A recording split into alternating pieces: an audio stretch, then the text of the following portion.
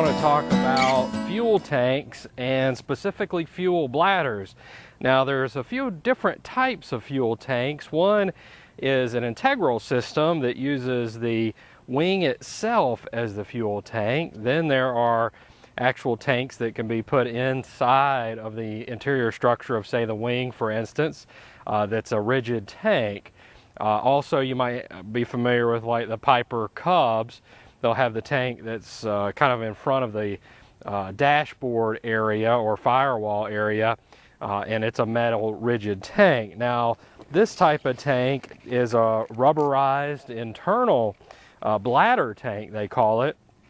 And as you can see, it's a rubberized material, and it has these eyelet hooks to where you can put this up into the wing structure and secure it in place with these, so it holds a shape that can accept fuel.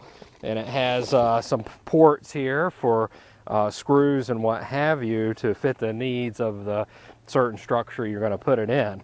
Now, this is already feeling kind of dry and crackly, and it definitely smells good. What commonly happens a lot of times is pilots are our own worst enemy.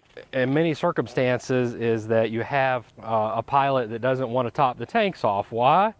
Well, if you top the tanks off, you wind up having that little bit of fuel that drips out of the overflow valve. That's not a good thing. But what could be worse is if you leave that fuel down and it creates a void or an open airspace here, which could actually dry out the tank. Fuel actually acts as a lubricant to keep these rubber bladders very pliable. Your homework today is to figure out if your aircraft has a bladder tank like this. If it has a bladder tank, just be very concerned about how you care for this bladder, because you don't want to have this thing installed before it's time. From what I understand from maintenance personnel, it is quite the task to replace one of these.